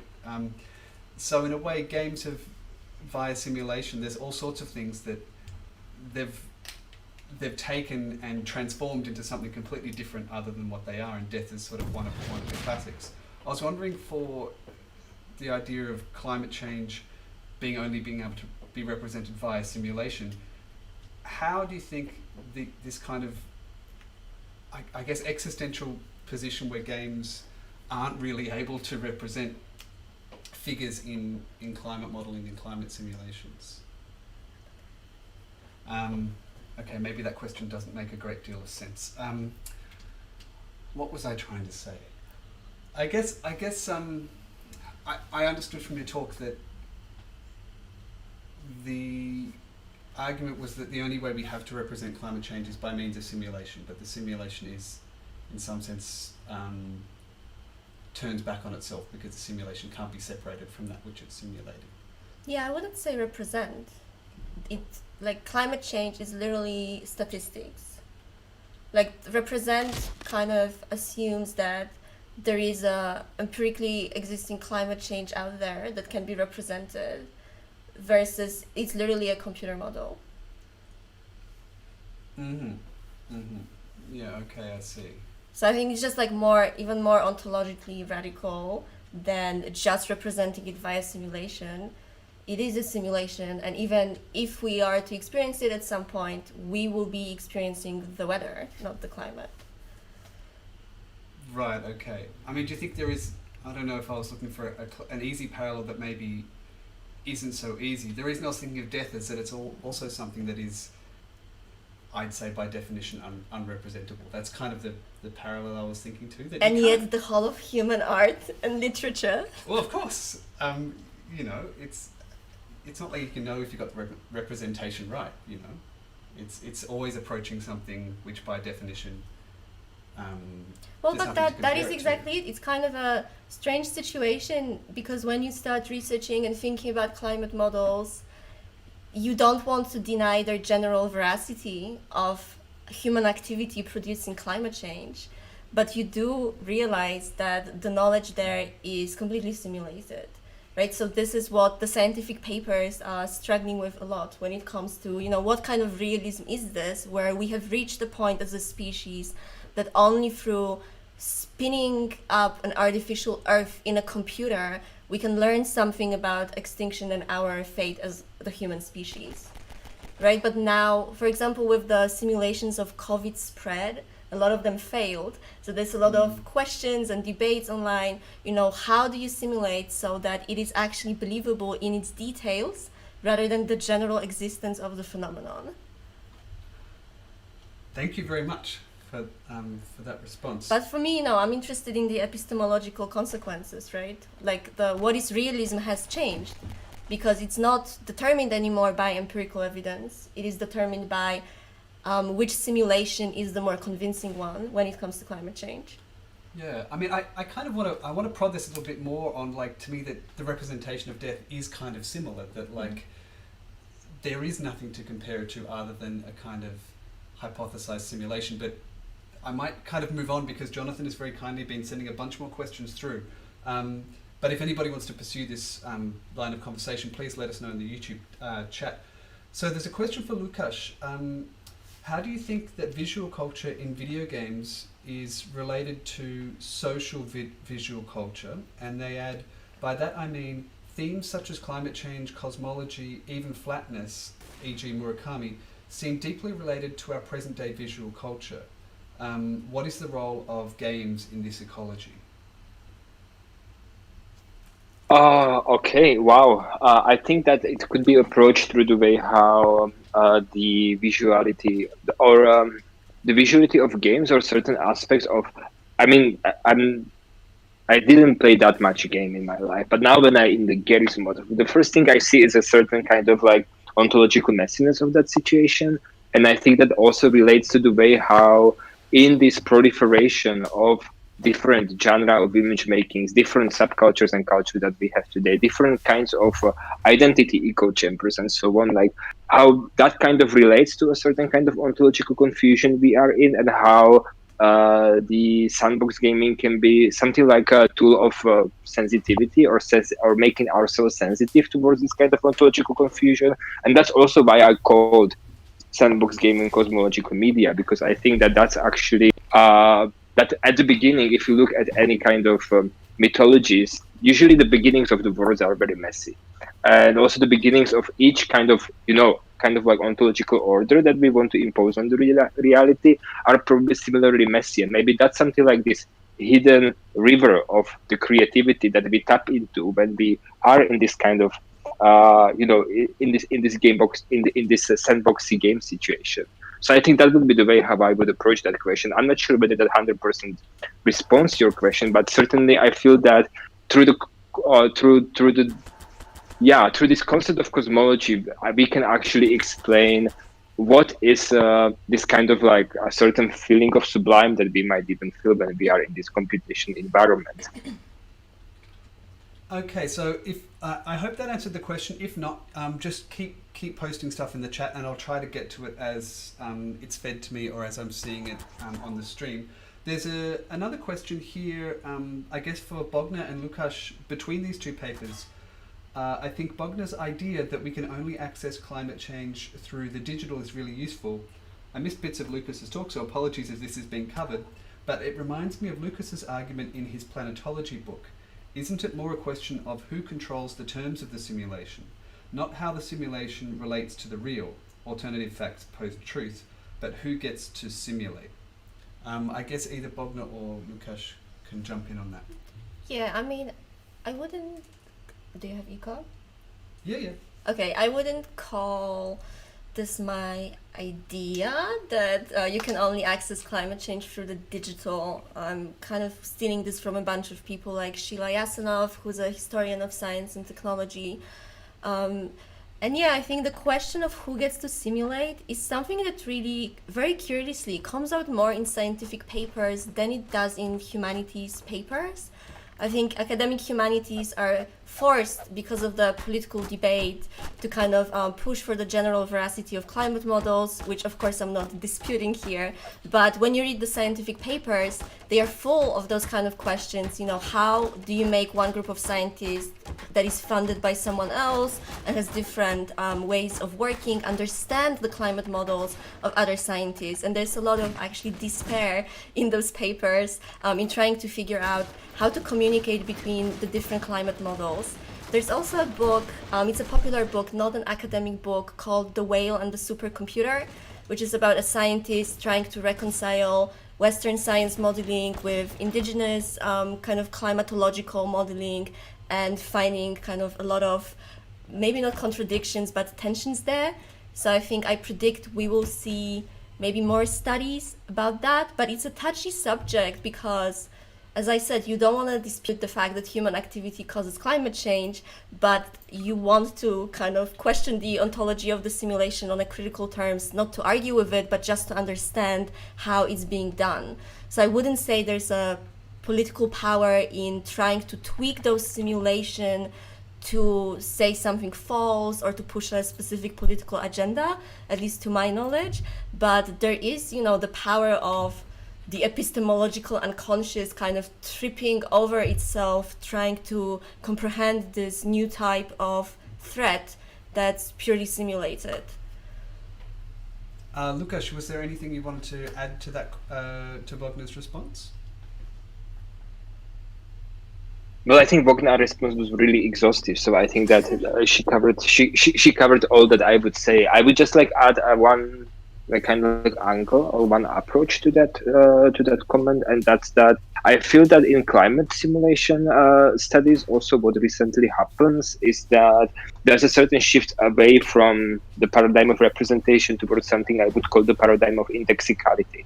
And it's kind of hard to explain, but what's happening basically is that there is a feeling that if we approach climate change only through the computational models, or if we reduce climate change only to its existence as a computational model, we kind of lose another track of evidence of climate change, which is actually indexical and happens around us in different like environmental indexes that the environment in which we live provides us. For example, by seeing certain changes in the immediate environment. For example, here in Czech Republic, we have like a worst drought in probably like 100 or 200 years this year. And that's a situation when actually we see patterns of the change really on the ground, on the soil, in trees, in plants. Like we have this immediate evidence that we can read as a sort of messages or something like a communication of the fact of the climate change by the non-humans around us. And it's kind of the paradigm that also taps into a certain pre-modern thinking about a certain symbolical aspects of nature. When we, for example, see many medieval mysticisms or many medieval philosophers talking about how nature provides us certain signs to actually understand the order in which we are embedded in. So I think this is just like to add something like a bit of tangential comment to that. That there's a certain tendency also to learn how to read climate emergency out of the non-computational reality as well. Yeah, and also if I can make transition to kind of Stephanie's and Patrick's presentation, I've been thinking about simulations, it's almost like you realize you live in this like babushka Russian doll of simulations where, you know, the planet is a computer that is producing the climate simulation, and then within your computer you're in this like simulation of a game that's Garry's mod, and then you can break through the Garry's mod simulation and kind of go to another flatland, and that flatland you can build a simulation of the Valve Corporation there. So I think it's just simulation overload in this session. There was actually a question that like I wanted to ask to I guess to any of the panelists. Like I've done a little bit of modding in the Valve source engine, making some of my own assets and game levels and stuff, and I work a bit in computer graphics, but with kind of an art background, and so I can't help but think about things in terms of like representation, like coming from painting and stuff like that. And what I always really found super interesting was in Garry's mod was this idea of like the lowest common denominator of representation in Garry's mod. You know, I talk about like how much tree is there in tree, and then of course the whole point of Seminar 1 was sort of, you know, game objects aren't necessarily what they look like. There's sort of some combination of what they look like, what they do, what one person does, what another person does, and so on and so on. And what sort of gets me a little bit is, you know, do you guys think that there is kind of a point here in the way I compared it to, you know, the other day I was online downloading all of these 3D models from, I think, like the Smithsonian or something. You know, I was downloading 3D scans of 20,000-year-old human skeletons and all this crazy stuff. But all I could sort of think of is like, well, you know, this has a bit of a Garry's mod type problem in it, that what you preserve tends to sort of describe its own simulation more than, and that kind of starts to overtake whatever these objects were to start with. And so to me, when I say the world according to Garry's mod, it's kind of a bit of a kind of representation joke. You know, the world according to painting will also have these sort of medium defined properties. Do you think that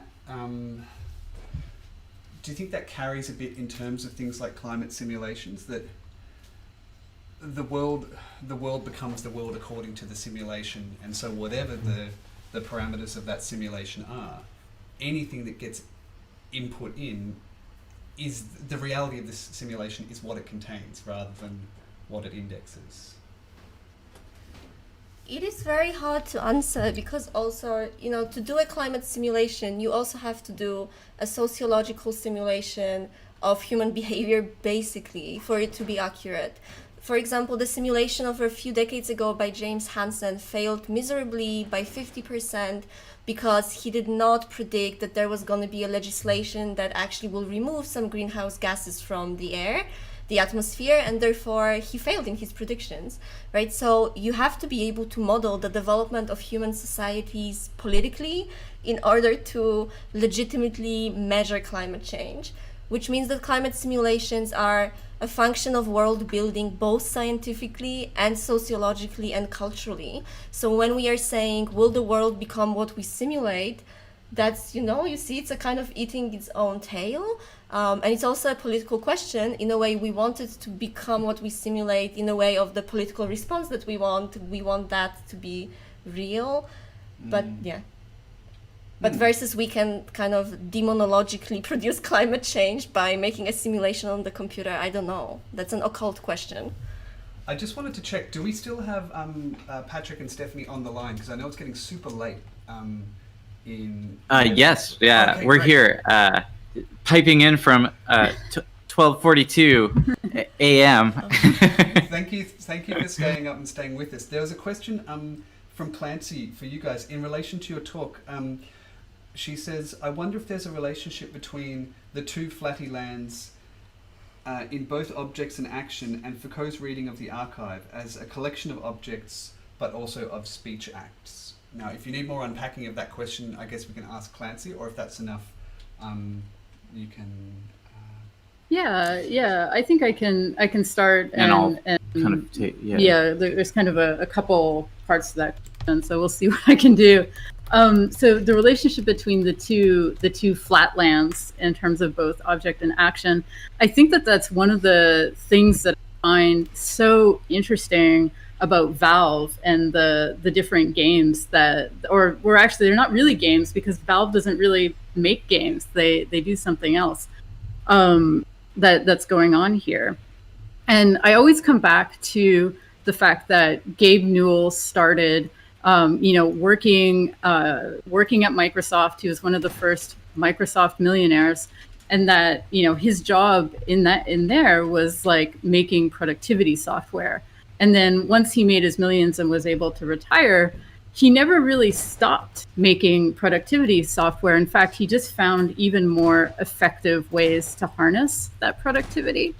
And so, you know, what I think is so interesting is that, like, in the case of Garry's mod, at the representational level, you know, it's able to gather pretty much like all other games and all sorts of things into its world, like whether it's Undertale and Five Nights at Freddy's or Super Smash Brothers Metaverse, which is like a metaverse in itself, or, you know, or other Half-Life games.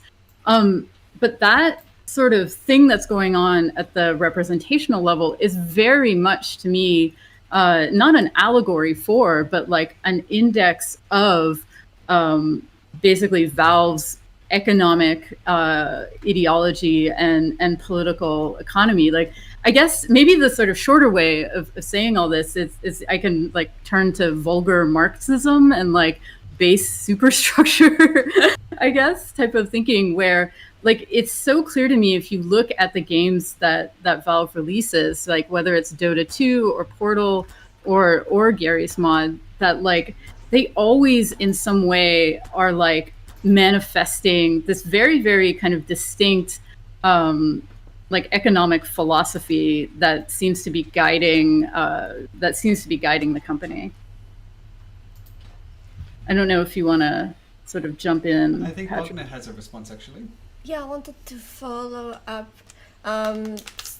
Would you say that, you know, Frederick Jameson's of the political unconscious kind of comes to mind here, where he says you don't have to talk about politics on the content level to be political? And there's some scholars like Julie Lida who talk about a climate unconscious.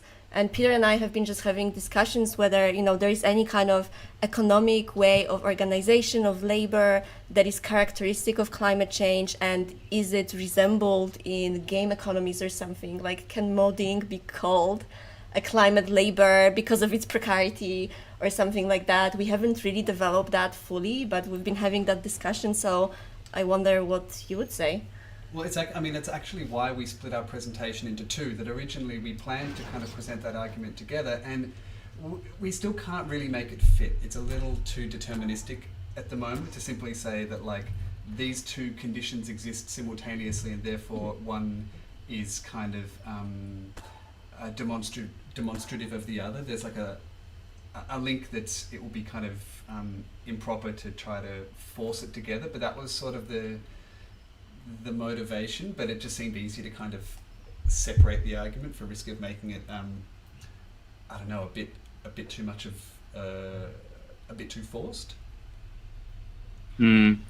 Yeah, I think one possible kind of inroads is to think about the kind of ratio of precarity in these various activities, whether it's making add-ons or administrating a server or like building things for the Valve Workshop or making a video game or driving a Lyft or, you know, picking up bird scooters and charging them in your garage or renting an Airbnb, right? There's a set of practices that are operating on these various infrastructures, whether they're a games infrastructure or a hotel infrastructure or transportation infrastructure, that are no longer stable, right? So I feel like kind of the taking on of precarity as like a facet of labor maps to some of the broader changes occurring in culture, but also in climate. So there's something there. I think of the work of kind of feminist materialists like Anna Tsing, thinking about how as kind of the oceans rise, precarity also rises, and you get used to living with that over the next century or two. So there's something there that video games, funnily enough, have they're kind of canary in the coal mine for a few of these practices, because the folks who are kind of enclosed within these labor networks, at least with Valve, are, you know, a lot of them are children. And one of the things about children that's kind of interesting in this is like they are one of the populations who don't have a bank account, right? And it's not necessarily because they don't have IDs or they don't have a identity in the country they're living in, or that they're doing illicit activity. It's just they're too young to open a bank account. So the way that they their labor gets valued or devalued in these systems is like a look at how all of our labor is kind of operating now. So that there's something there. Again, kind of like Peter was warning, I don't think it's a one-to-one, but I find myself when I look at these spaces created and filled by 12-year-olds, weirdly enough, there's a kind of mirror there of like a future of work that I think we're already seeing as, my academic quarter is on Twitch and Garry's Mod. Yeah, the move from like earning a wage to the wager that if you like stream on Twitch or if you get the right gun skin in Counter-Strike, that's going to somehow lead to making money, to earning a wage, making profit. It's a really tricky thing. Like I was, I find I'm just trying to work out an essay on this question at the moment, and I've read a number of studies where people looking at say I think there was an event where Skyrim mods were monetized and people reacted really negatively to it because they said, look, you can't just insert a price into this thing that we all do for free. Like we know we're being kind of farmed for money by the publisher, but what we do with each other is something that we enjoy and it requires it to be free. And I kind of went through a lot of comment threads on, anytime a user-generated content-based game comes out, almost the exact same discussion is had in the comments, focusing around either, which to me is like kind of insane idea that everybody could have like an hourly wage as a modder. It's completely impractical, but between that and simply defending this, to me, like just explosive giving away of free labor in the most kind of ridiculous way, but the way that it's defended, I felt it's kind of not for me to say, hey, you shouldn't defend this. It's simply to look at what people do and how they describe what they do, and then to try to make sense of it. Yeah, there's a really interesting kind of last chapter of, who wrote Play Money? Julian DeBell. Yeah, this is a really interesting book about early Ultima Online kind of sharking. But, he made more than his salary as a journalist selling virtual items. This was in the mid-2000s, I think, so very early. Went to the IRS and asked about what does it mean to be doing barter in these spaces. And the government said, at least the US government said, we don't know. And if we did know, it would change everything about these online games. One thing that's really fascinating, though, is as somebody who's been streaming on Twitch more, they do supply you with a W-2 after you've done enough hours. Like, I think this is true of itch.io. I think this is true of the Steam workshops. Like, once you surpass these kind of boundary spaces, you become an employee of these companies in different ways. Not in a fair way, getting pennies to the hour, but it's happening kind of slowly but surely. I think drawing this back to the earlier conversations, I don't know, we're in like a little rabbit hole of talking about like weird monies, but I think one of the archival consequences of valuing this labor is the production of an archive of play. And I think that the domestic kind of step beat by beat kind of rhythm of play, like we've been doing tonight on this server, it's extremely ephemeral when it in a historical kind of context, right? This is not archival, the types of things we're doing. Even the video, right? If we're managed to archive it, is not going to be a good representation of the types of things we did tonight. Yeah. So it's kind of fascinating to me as we gigify play and jobify it and financialize it, the relationship between that action and its kind of historicity alongside the objects of software is becoming kind of crystallized in different ways. I mean, the reason I quite like that quote from Garry Newman is that it has an insight that, he says these things will change. And of course, there's an optimism there that he hopes they're going to change for the better. But, I feel like with things like YouTube, you're permanently in a reactive stance because in order for these platforms, I think it's Lawrence Lessig who wrote about hybrids. He said that in order for any of these platforms to survive, they too have to balance this willingness of people to give away their free labor versus people just saying, screw this platform, I'll move to another one. And YouTube has changed a huge amount over the past 10 years. It's payment models and all sorts of and entirely new economies emerging. I think because of this, what Lessig describes as this balancing act that they have to. It's the only way to make these things succeed is to somehow have it profitable enough to have administrators, host the servers and all that kind of thing, whilst at the same time maintain people's incentives to want to stay there using it in the strange way that they do use it. So that kind of, my assumption is that tension will mean that pretty much whatever we say about the exact financial structure of all of these platforms will be, we have to assume that it will be invalidated every few years, because that's what they need to do in order to keep the wheels moving or something like that. There's a question from Emma just before we completely monopolize the conversation.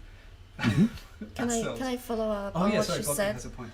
I just wonder, given you guys' discussion here, is it a paradoxical intention to have that in order to make some kind of progressive move when it comes to labor, you have to say, let's make more things into labor and more things recognizable as labor by the market.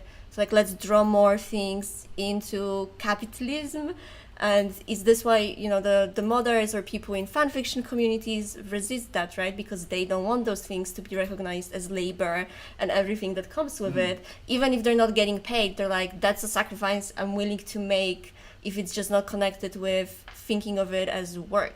I mean, I think that's exactly the point that was made in the case of monetizing Skyrim mods. That Daniel James Joseph wrote a paper about this in Game Studies, I think, and I think he did some sort of discourse analysis of how the whole kind of fight turned out. And he said, people are aware that the system isn't necessarily in their benefit, but simply turning it into a work-based structure of remuneration was not the solution they wanted. And so they were happier to defend the system as it was, because what was being promoted was something that was just completely out of line with, I guess, the spirit of the way that this particular creative, I don't know what you call it, creative tradition or practice, the way that, the ecosystem of modding, it was just a bad fit. And I guess I'm definitely somebody on the outside of that. But yeah, I think you're absolutely right. People didn't want to have this particular, a more equitable market-based solution as a response to an inequitable market-based solution. Absolutely. Okay, so, ignore my question from Emma Fraser. This is a great discussion. Okay. No, because this also reminds me of Ian Bogos. Ian Bogos had this term, hyperemployment, was it? Where he was complaining, everything, I'm doing so much unpaid labor right now. I have to answer emails and do my dishes at the same time. What is this? And then Helen Hester wrote a good critique of it that kind of reminds me of what Patrick said about the labor in modding coming from children who cannot really claim being laborers, where she said, feminine work of household management and doing admin for the household was never recognized as labor either. So women are the original hyper-employed employees. But what should we do with that? Does that mean we should suddenly make everything into work?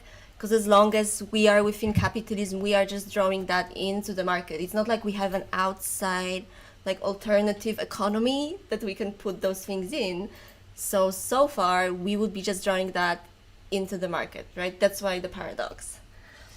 And, yes, maybe this Emma. Yeah. Answering Emma's question without actually answering it is that not all play communities are alike in their response to financialization. And I think about in the case of Valve, it's very specific that their philosophy is based around data, and that the way in which you can measure the sort of activity of players for them is often tied to money. So, Gabe Newell, when he talks about this, he calls money a signaling tool. So it's not money in itself that really matters to him, but it's money as essentially a measure of labor time that's going on. And that's sort of one particular approach to thinking about the things that players can do in a game and designing your software to sort of optimize for that. But I think about something like, say, and as a result, they've done things like Dota 2. There is a game where there is no Dota 1, but rather the whole point of that was to get the modders on board so that you could build not a game, but an entire sort of infrastructure around competitive games. That's one of the reasons why, you have this like intense inequality amongst esports players in Dota 2, where like there's Dota millionaires and then there's incredibly poor Dota players thinking that they're going to be the next ones to make it big. And if you can compare that type of sort of esports approach where it's about tournaments and making money and professionalization with something like the speedrunning community. The speedrunning community, is also a type of competition, not necessarily in, like team versus team or person versus person kind of way. And, as a result of, for whatever historical reason with that community, they've resisted a lot of the attempts to monetize, but not sort of resisted, but also kind of not really, in the fact that like what they've done, instead of developing like tournament structures or ways of essentially making a kind of professional industry out of speedrunning, what they've done is they've kind of funneled that into things like charity marathons. So there's still money that's involved, right? When there's a speedrunning, like Awesome Games Done Quick, when those marathons take place, millions of dollars are being donated to these marathons, but it's not kind of explicitly going to the players. Instead, it becomes a sort of vehicle to gain attention that they can then use if they go, when they go back to their own Twitch sites, and maybe more people will follow them. But again, it's still a different type of economy, a different type of mindset that I think is distinct from Valve. And Emma was asking the question about like, do different game companies kind of reflect different elements of a kind of political unconscious? And I would say for sure. And I'm not going to go into like a comparison of the way in which Blizzard organizes Overwatch versus Riot's organization of League of Legends, but they are pretty different from what Valve is doing, again, with games like Counter-Strike and Dota 2. Well, thanks for that great response, Stephanie. I guess it's on the topic of these seminars we've had so far, like we always have the difficulty of like generalizing without essentializing in a field that has generalizing terms that really are hard to use. Like, we had the conversation in week one, Espen jumped on the server and, we had this conversation of, should we call this a game? And half the time I want to call it Photoshop. And similarly, I think with modding, as you point out, we can't really point to a single activity, because at some point, I mean, for me, I see a lot of the stuff on modding as, just another form of software-based creativity, but in certain circumstances, it really does have to be understood within the very specific technological, social, and economic networks that a particular game creates. And so what we might say of one game could be completely wrong for another game, in another software, in another system, and so on. Actually, and that also opens up the question of more philosophical things, like what is your definition of game, right? And depending on how you define it, like a video game might not, or an e-sport, or the types of activities people are doing to make money might not fall into certain sort of categories of definition. Like I always think about Bernard Suitz's definition of games as the voluntary pursuit of unnecessary obstacles. And so if you're using that type of definition, then, Garry's mod isn't the game. It's really more like the ball or the net. It's the equipment for making games out of that, out of the detritus that is this software. But sorry, go ahead. I was going to say a peculiarly X game detritus. It's like a basketballs are a bit bouncier than bricks or something like that.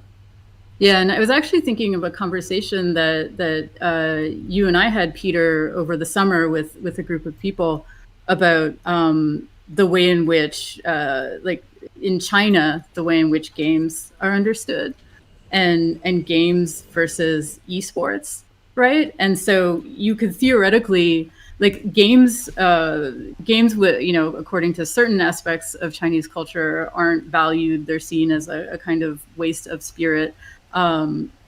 But then, you know, with the arrival of esports, that's sort of been changing certain types of perceptions. But one of the interesting things that you have happening is you could be playing the same game, but depending on whether you're sort of playing it like as a game versus playing it as a competitive esport, one is sort of regarded as acceptable because it will lead to professional success. Perhaps you'll make money as a professional gamer, all that sort of stuff.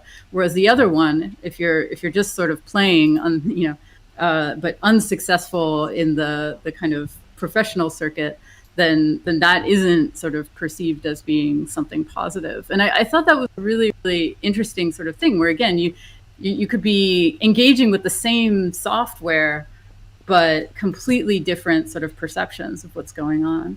Well, I think, I don't know if this is a paper of Espen's, I think it is, but you know, just to remind yourself that there are a lot of games you can play in Microsoft Excel, you know, like, yeah. And the only difference, I guess, is that Microsoft Excel, when you sit down, I tend to think of accounting, you know, I don't tend to think of like headshots or whatever, you know. So you know, there's definitely like an ergonomic difference between all these software, but definitely like when it comes to how they're used, and then you know how they're regulated, that the ergonomics of the software can't really be used to say what they are. I'm thinking of, like, you know, it wasn't that long after we were having that conversation in Shanghai about the other point, I think, in the Chinese definition of games is that they have a better word to distinguish between games for play and games for gambling, if I'm remembering that correctly. And this is like a key definition that really... Was it Yoshi versus I can't Dabo? remember, so Dabo? I can't remember, to be honest. If anybody knows in the comments what I'm talking about here, that'd be great. Yeah, I'm not the person to be. But you know, the distinction between a game for gambling and a game for play is one that often, you know, particularly in the Anglophone world, in terms of like games and addiction, games and regulation, hasn't been has been a point of contention. And I think it was like a couple of weeks after we had that conversation that I think Valve put out a press release saying that like 90% of virtual currency transactions on Steam were money laundering or something like that, right? So yeah, it was like 99%. It was something extraordinary, right? It was wild. And you think, okay, really well, incredible. That's not a that's. I mean, gambling is playing and gaming, but it's a pretty loose use of the same word, you know. And so if that software becomes, you know, like if you go to the casino to make your annual income, and that's what you're doing in the game, then I think thinking about them as software environments is a much more kind of accurate thing. You know, like some people open Photoshop because they're graphic designers. Some people open it to, like, you know, scribble on top of a picture and send it back to their friends. And that, I sort of feel like, is where all these games are going to end up, especially the more kind of software-like they become, I guess, in how we can use them. Yeah, I mean, I think software is agnostic to its use to a certain extent. So we can do a lot of office work. Like, I think it's, you know, the reason that we compare Valve's suite of games to Windows is because they're productivity software. They're both agnostic to the types of productivity they do, and they have different cultures of work around them. But I think one thing that we're seeing, and maybe it connects back to the earlier discussion of climate and precarity, or cultures of climate as culture changes through the next century, is I think that we're seeing these avenues of leisure are impacted by financialization. So they become a little bit more like work, or a little bit more like gambling. And likewise, our avenues of labor, as they become gigified, become a little bit more like a conventional game in terms of, tracking points or scores, or whether that's a credit score or a game score, is like they're not too different in certain places in the Earth right now. And so I think that drift, or that conflation of wage and wager, gambling and gaming, is another one of the kind of cultural shifts occurring under the pressure of the broader kind of changes going on. And I think getting used to that uncertainty of like, oh, are we in Garry's Mod right now for work or for play or a little of both, is maybe a way to think about the texture of this new century. Like maybe this just becomes more of a befuddlement as time goes on. Yeah. Go sort of too down the etymological rabbit hole, but if you go back to the word game in the English, within the English language, gamening, I don't know if I'm even pronouncing that right, but the distinction there was no distinction basically between the words gaming and gambling. At some historical point, those two words forked off to kind of develop somewhat distinct, although still nonetheless interrelated meanings. Like, for example, we still talk about the Gaming Commission as being a gambling commission, but they did kind of separate into these two distinct poles. And I think if we sort of map that onto contemporary game studies, like game studies, at least in some senses of what that could mean from an academic point of view or an academic disciplinary point of view, versus gambling studies, tend to be very different discourses, very different people studying sort of different things. Like it's the sort of two solitudes phenomenon where, even if there is something that could connect them, they kind of have been historically operating in pretty distinct ways. And I think that in this sort of 20th century precarious life where, wages are turning back into wagers, and we're getting the sort of gigification, gamification, all that sort of stuff, like Eric Zimmerman talked about in his manifesto for the new ludic century.